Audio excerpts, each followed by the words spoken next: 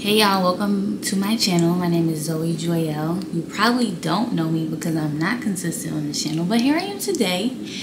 And it's a pretty good topic. So if you're interested in me, want to get to know me, want a new YouTuber, fresh energy, come on and join me, okay? So today we're going to be talking about the journey, the spiritual journey, the self-awakening. You know, the topic that everybody likes to talk about. The topic that people like to monetize, the topic that is new to some and old to a lot, you know? So what motivated me to do this video was I randomly get people that DM me on Instagram like, how did you start your journey? What do you do when this happens? How do you ground yourself? Different questions like that. And I'm ready to keep it real with people and to just demystify some of the things that are out there. So I'll start with the Instagram stuff and then I'll just get into what I want to say. Someone said, how do you start the journey? The journey started with me, and I feel like it starts similar with a lot of people with depression. It wasn't for me, it wasn't like like I see other people doing, because first of all, the journey is really self-defined, but it was literally depression. It wasn't something that I seen other people doing.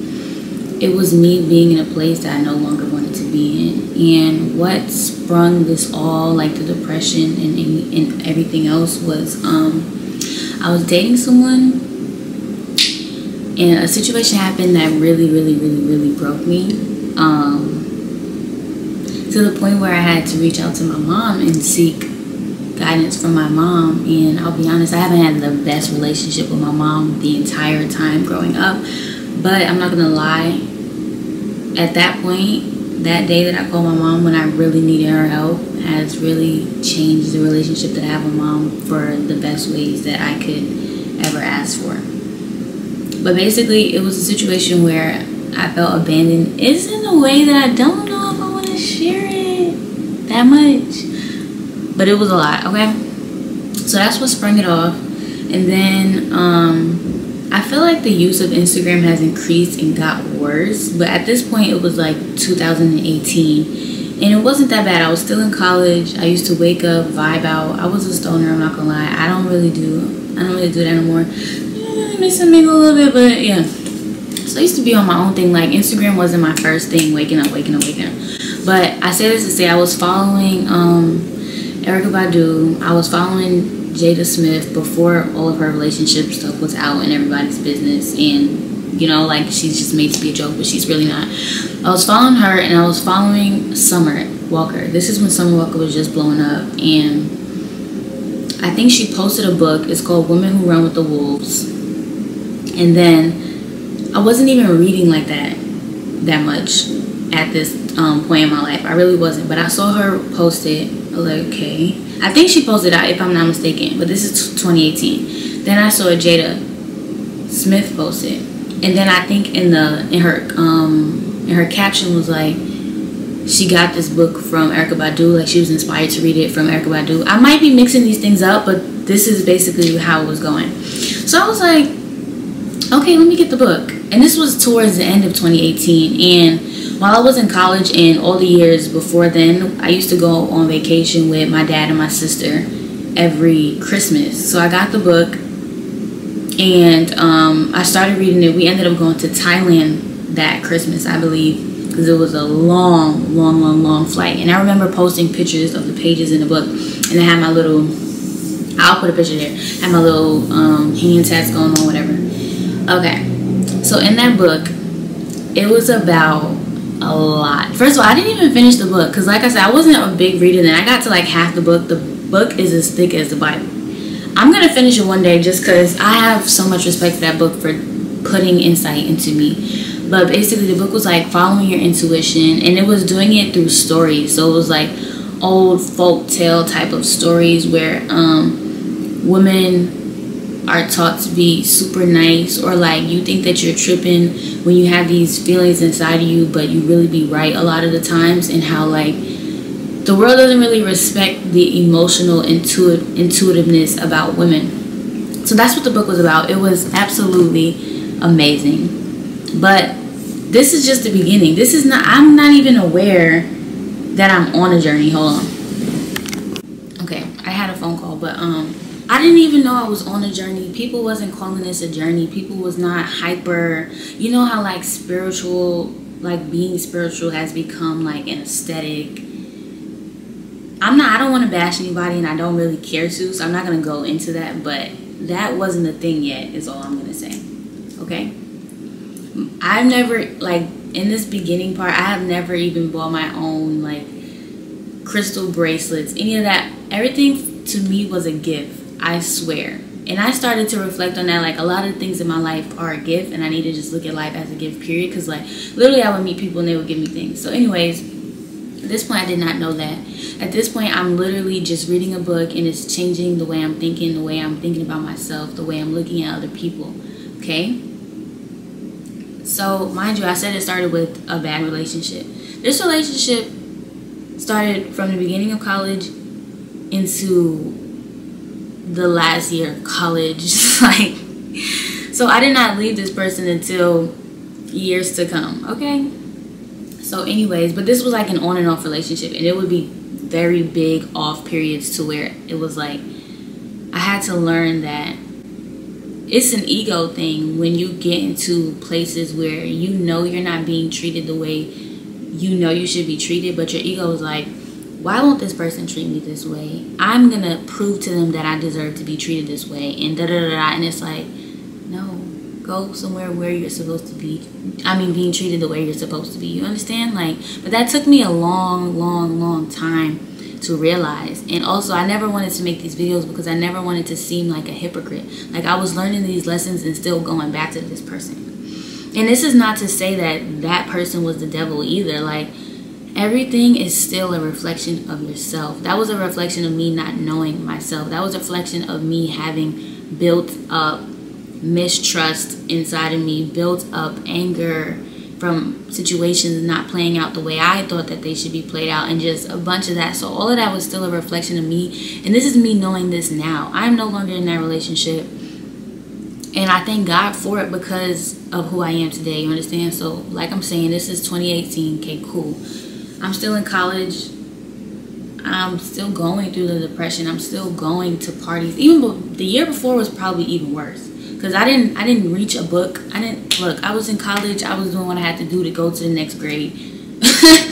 And that's it, okay? And it was even like very hurtful times where I would share how I'm feeling to, like, you can share it to family members and they'll be like, but you have this, you have this, you have this. And it's like, people that have the most in the world, some people don't even like themselves. Some people commit suicide. Like, it has nothing to do with what I have. This is how I'm feeling, and it's something wrong. But it was just like, it's a lack of awareness, and a lack of awareness of the purpose of life, kind of, because I think when things go wrong in your life, you have to, after a while, like, instead of being down for so long, because things are going to continue to happen. Like, external world is going to keep doing what it's going to do, and I think the whole purpose of it is to just learn how to control the inside. So I know I'm a little bit all over the place, but I'm always come back and make it make sense. But I think throughout the journey, the one thing that allows me to stay sane when things aren't going how I think they should is just knowing, like, okay, what does God want me to learn from this situation? How can I better myself in this situation? How can I apply what I've learned in the past to better this present moment and to also move forward? You understand? Because things are going to keep happening. And I'm not saying, I have bad days. I still have bad days, but I take the time and just like, okay, I would rather be happy. So what do I need to do for myself in this moment so that I can be happy? Okay, so now let's keep going on this journey. It was inconsistent. It was inconsistent because I use things how people use medicine in a way. Like I told you, I never finished that book. So it was like, oh, okay, I feel better now. I can go back to doing whatever it is that I'm doing. It took me a minute to stop doing things like smoking and going out in spite of things. It's okay to do things that you enjoy. Okay, cool. But when you realize you may be doing it to avoid certain things, or like this is a coping mechanism, it took me a minute to realize that. I'm not gonna lie. Probably when the pandemic happened and got to sit down, but even before then, I think as your self-awareness grows, you just start to not like doing certain things, and that's the honest truth. Like, some people thought like, oh, you being too hard on yourself. People still say that to me. It's just like, I just want to have control over myself. Like, I don't want to be controlled by the wind of life. Like, oh, everybody's drinking, oh, I'm gonna drink. Everybody's doing this, oh, I'm gonna do that too. Oh, it's okay to go out. It is okay that you do that. I think it's about learning what you genuinely like to do and not just going with the flow all of the time. Create your own flow. So that was that. I got back in that relationship. It kept being on and off. I kept learning a bunch of different lessons. But like I said, you have to start to see God in every part of your life. So, yeah. The second question that someone asked me was how to know when to honor the healing you've done without letting something trigger you. They put the quotes over trigger you. How to know when to honor the healing you've done without letting something trigger you. I think that's a great question because I'm still triggered to this day by family, by feeling misunderstood, by a bunch of stuff. But I think to honor the healing is, like I said, to know what you prioritize and how you would rather feel. It's like, okay, it really be like that. Like, it's like checking yourself, because at the end of the day, we are the only person that is responsible for ourselves. So in moments that I feel triggered, I just try to like center myself, and it's like, for example, misunderstood is a big thing in my life, especially when it comes to certain people. So I would just have to be like, is this worth trying to prove myself? Like, valuing your peace over whatever it is that's triggering you. It's just like, some things, just let it go. It is what it is. And always, like, even if you think people are wrong or whatever, you have to know that everything is made for your evolution. So it's like, just choosing your higher self, I think, is the best way I can say that. And knowing that you're not always right either, because there's some times where I do still react off of being triggered, but something that has stopped me from doing it is the effect.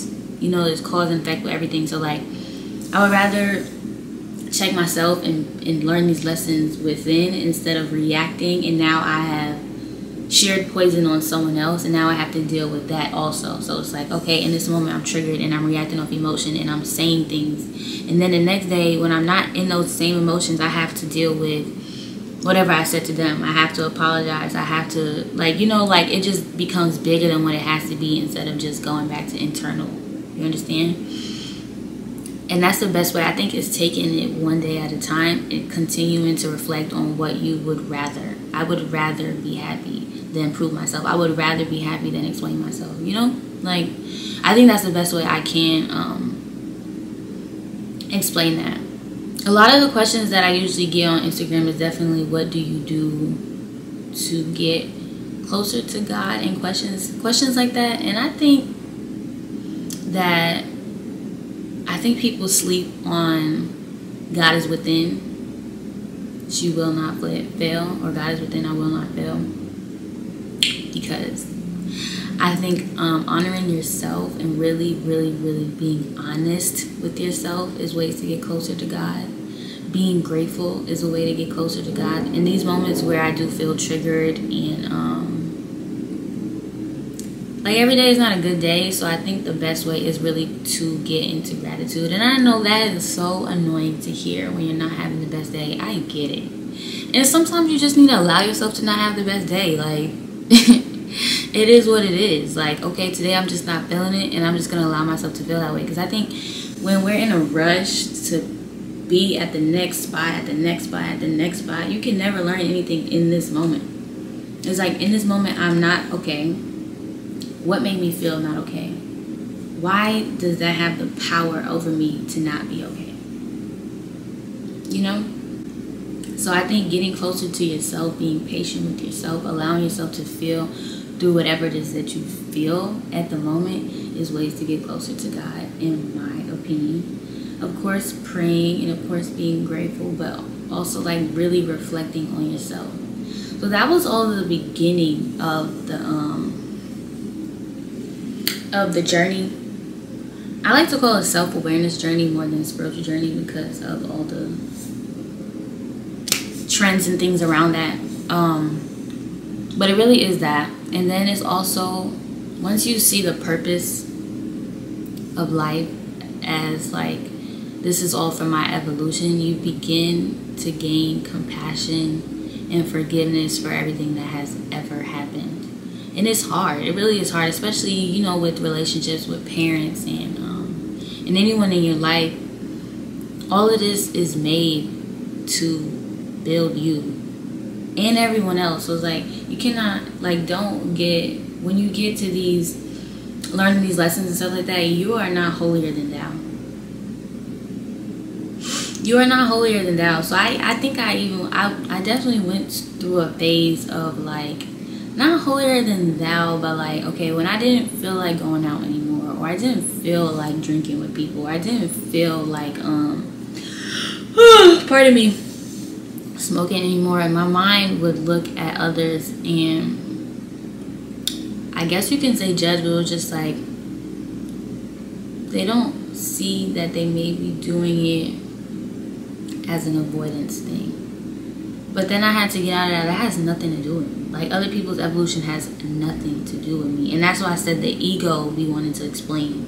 The ego be wanting to prove something.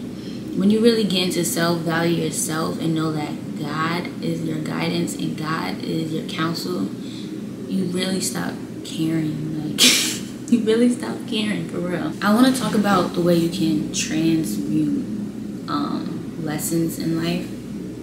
And by transmute, I basically mean like get over it, process it and get over it. I think the best way, I think I basically said that already, is basically like seeing God's hand in everything in your life, basically. Like, I don't think there's any other way to say it but that. But like, for example, with the relationship I was telling you about, for me to genuinely get over that and wake up and remove myself, I had to see the role that I played in my demise. So like, towards the end, I already, you know, women already know when it's over. You be knowing that 2 years, like 2 years, you're done, but you're still there for some reason. And it's ego. I'm telling you, it's ego, because ego is a temporary thing. Ego knows that it won't last. So ego has to prove, has to fight. I have to do this. I have to do that. I have to do. No, you do not. Spirit is like everlasting. It's just like, no, I don't have to do that. I don't have to do this. But how I was able to transmute a lot of lessons and remove myself was seeing the role I played and seeing myself in that person. Seeing, like, of course, like the person you made. This is clearly for me, my perspective of starting my journey is through relationships, because it's through relationships with parents, it's through relationships with friends. I have countless amount of friends in my life in high school that did a bunch of weird shit, but we're not gonna get into that. So this is my perspective on how it started, where I am, and things like that. But I started to really see myself. I started to see in that person, I started to see like a broken person who has extreme trust issues, who has been hurt and also feels entitled to being treated a certain way because of how they've been hurt. But even though you relate to someone through trauma, that does not mean that's your soulmate, that's your twin. No, that is a mirror for you to get your shit together. That has nothing to do with y'all finna learn these lessons to get. Stop. Just stop. Like, for real, just stop, because that shit be so painful and it don't work. It only works if both parties have this like awareness. Okay, I might be fucked up, actually. No, I might be fucked. Like, it has, you be pissing me off, but it really might be me. That's the only way it's gonna work. Like, it has to be self-awareness within both parties. But when I started to see that, I started to be a little scared of myself. I'm not gonna lie. Like, I would tell my best friend Alexis, like, bro, I'm just like this person in certain ways. Like, and like I made a little, like, I wasn't joking, but I made a little comment on my Instagram story saying, like, I'm not really with the, like, the mindset of men ain't shit and blah, blah, blah. I know there's people out here that ain't shit. Cool. But y'all be having that perspective. But how is it that your last 2 years you've been dating people that ain't shit? It's something to do with you. It has something to do with you, and it's something in you that needs to be checked. Just become more aware and, like, realize the role you play in your own demise, basically, is all I can say about that. As soon as I was able to see the real purpose of the relationship was for me to look in the mirror and be aware of a mirror in the mirror and be like, oh, okay, this is who I am, type of thing, and this is where I need to fix. Because you can waste your time in a relationship telling someone they need to fix this and they need to fix this and they need to fix this and they need to change this, but the only person that needs to change is you. So to sum it up, it started in 2018 with depression. I was literally crying myself to sleep, and it wasn't over a boy. It wasn't, like, of course his actions led me to this journey. Great, hallelujah, thank you God. But it wasn't over that person. It was more so like, why am I putting up with this? Who am I really? Who do I think I am? And how confident do I really think I am? And what value do I really think I have in myself? Because as women, we be swearing we're so confident and we're worth all of these different things. But when you really get to know behind the doors of someone's life and see what they choose to deal with, it be fucked up. Like, it really be fucked up. And that's what I mean about the self-awareness and being accountable, because you be having all of these thoughts about yourself, but your actions don't align. So yeah, that's a little mini version of the journey and things like that. If you guys have more specific questions, I would love to answer them. I don't want my channel to be all about the past. I would love it to be about where I am now.